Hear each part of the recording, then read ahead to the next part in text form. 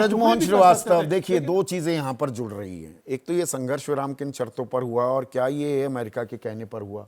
सरकार बोलती रही, पर अगर पाकिस्तान बिलबिला रहा था, गिड़गिड़ा रहा था, तो हमने उनका आग्रह क्यों मान लिया? हम 2-4 दिन और रहते। मीडिया ने तो खैर, शूरवीर मीडिया में भी बहुत बैठे हुए हैं, कराची, इस्लामाबाद सब पर फतह कर ली थी, पर हमारी सेना कर सकती थी। और वो संघर्ष विराम क्यों हुआ? संघर्ष विराम तो हो गया, उसके बाद जो ये अभयदान मिल रहा है पाकिस्तान को तो इनाम मिल रहा है, सजा मिल रही है क्या? संदीप जी नमस्कार। देखिए कि मैं आपकी पूरी डिबेट भी मैंने सुना और लगातार मीडिया के माध्यम से भी पता लग रहा है, तो ये बात बिल्कुल सच है कि आखिर पाकिस्तान को ये महत्व क्यों मिला।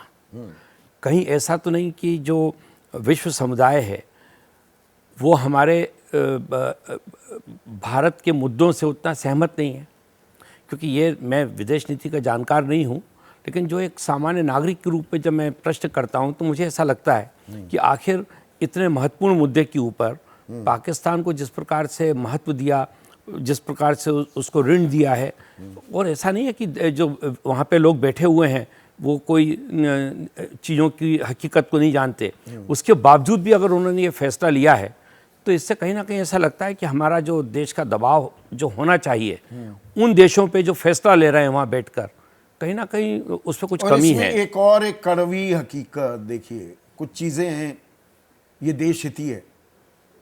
हमने 33 जगहों पर अपने सांसदों को, प्रतिनिधिमंडल को भेज दिया अपने पड़ोस में। इमीडिएट नेबरहुड, नेबर्स फर्स्ट हमारी फिलॉसफी रही है।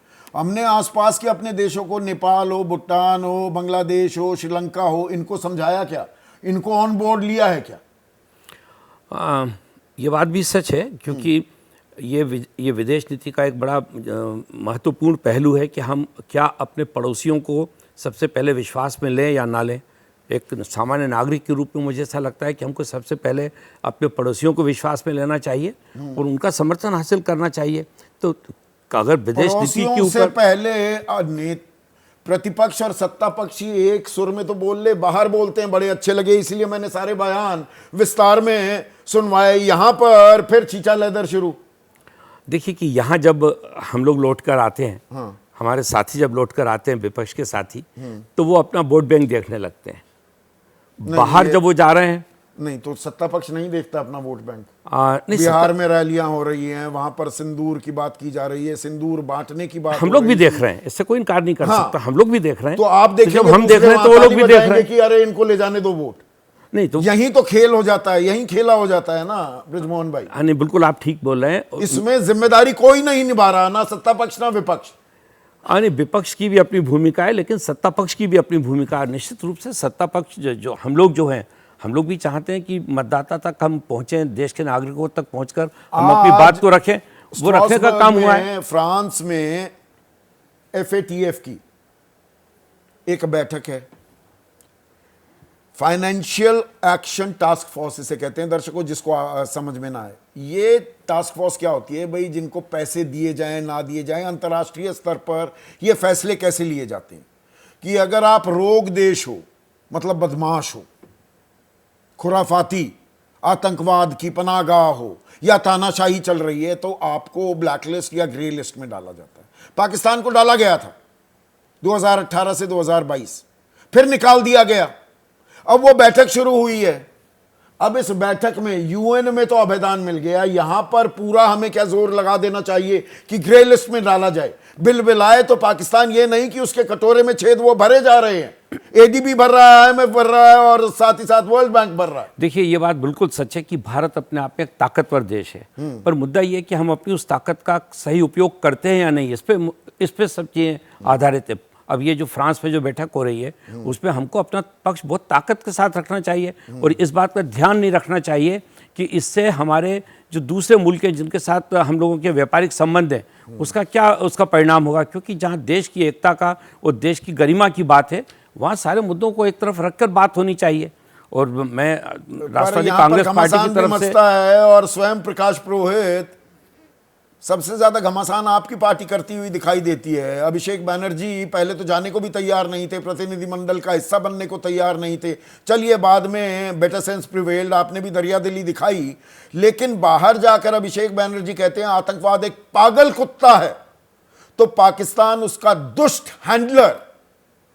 और यहां पर आपकी नेत्री ममता बनर्जी कहती हैं मुझे नहीं पता कूटनीति में कोई समस्या है या नहीं, लेकिन पाकिस्तान को अलग थलग करने के बजाय कर्ज मिल रहा है। यानी कि आप सीधे ये कह रही हैं आपकी नेत्री कि हमारी विदेश नीति तो फ्लॉप है, फेल कर गई।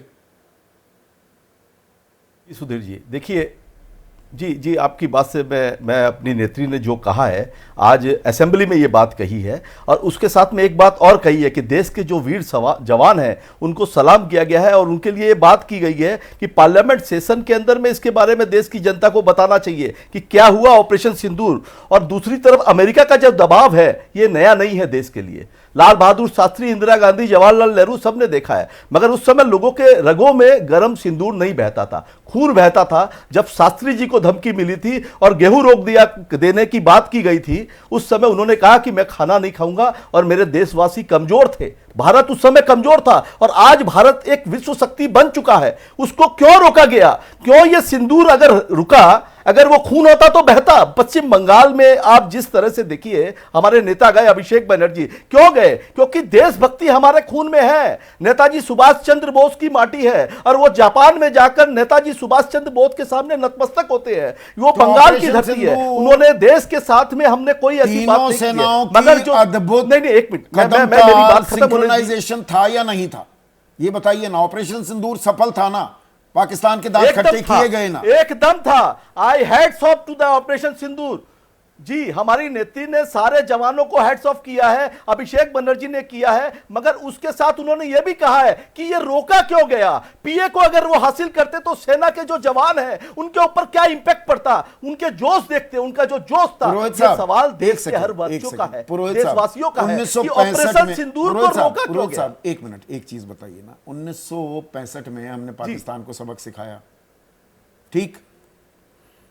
उसका श्रेय मिला ना लाल बहादुर शास्त्री को। जय जवान जय किसान का नारा बुलंद हुआ ना 1971 में। पाकिस्तान के दो टुकड़े किए, वो इंदिरा गांधी थोड़ा गई थी करने, वो तो हमारी फौज ने, हमारी सेना ने किया ना। लेकिन कांग्रेस को, इंदिरा गांधी को उसका फायदा मिला। करगिल युद्ध, अटल बिहारी वाजपेयी ऑपरेशन विजय में विजय हासिल की, तो उनके सर सेहरा बांधा गया, तो यहां नहीं बांधा जाएगा क्या? मैं आपको जवाब नहीं, एकदम बांधिए। अगर आप पीओ के लेके आते ना तो हम आपको सहरा पहनाते। आप पीओ को लेके क्यों नहीं आए? क्यों आपको रोकना पड़ा बाहरी ताकत से? अमेरिका और चीन के दबाव में भारत झुक रहा है। ये हमारी सरकार के प्रवक्ता डीजीएमओ की बात को खारिज करते हैं। एक सन की दिमाग की उपज जो है, जो दिन में 20 बार झूठ बोलता है, उनकी बात क्यों मानते हैं? व्यापार करेंगे और अमेरिका से आपको ट्रंप ऑर्डर करेगा और बोलेगा मैंने ट्रेड करने के लिए, तो आप अपने दोस्तों को अगर खुश रखने के लिए ट्रेड करना है, देश तो लड़ने के लिए तैयार है, देश का सिपाही लड़ने के लिए तैयार है, देश की जनता तैयार है, देश के लोग टैक्स डबल देने, 200 रुपया पेट्रोल लीजिए, पीए को हासिल सत्ता पक्ष और विपक्ष अपने चुनावी नफे नुकसान के लिए लड़ने को तैयार है। आपने हम पाकिस्तान से लड़ने को, कैसा सहरा पुरोहित भाई, अरे रुकिए तो एक सेकंड। हमारी फौज लड़ने को तैयार है, दांत खट्टे करने को तैयार है। सत्ता पक्ष और विपक्ष अपने चुनावी फायदे के लिए आपस में लड़ने को तैयार है। ये विडंबना नहीं है क्या? एक काम करिए, सुनिए ना, प्रधानमंत्री को बोलिए पार्लियामेंट सेशन बुलाएंगे और बोलेंगे 3 साल कोई चुनाव नहीं होगा जब तक ऑपरेशन सिंदूर नहीं होगा, और देश के अंदर में मिलिट्री के साथ में काम करिए। कौन मना करता है? मगर यहां पे चुनाव का प्रचार बंगाल में आके इनके नेता करते हैं, अमित शाह बोलते हैं और यहां पे इनके नेता बोलते हैं कि हम ऑपरेशन बंगाल करेंगे। यह राजनीति नहीं है। अरे भाई, 8 महीने बाद चुनाव है, आप चुनाव प्रचार करने आइएगा। मगर इस तरह से देश का प्रधानमंत्री अगर 24/7 चुनाव प्रचार मोड में रहेगा तो देश की जनता के लिए भी तो सवाल कर दे, जवाब कौन देगा? आप पार्लियामेंट अगर आपने प्रोफेसर सौरभ मालवीय, ठीक है पुरोहित भाई, अब सुनिए, और सबसे बड़ी बात, नहीं, एक मिनट सुधीर जी, 10 सेकंड, जो आखिरी बात है, जिसकी चूक हुई, बाहरी इंटरप्शन हुआ, जिसकी चूक हुई, वो जिम्मेदार व्यक्ति आज भी कुर्सी पर बैठा है। उसके बारे में कोई बात करने नहीं है, कोई सवाल जवाब नहीं करने इनको। क्यों? क्योंकि नहीं, फिर वो बात और बढ़ जाएगी, फिर मुझे मुर्शिदाबाद पर भी सवाल पूछने पड़ेंगे, पर अभी हम विषयांतर नहीं होते।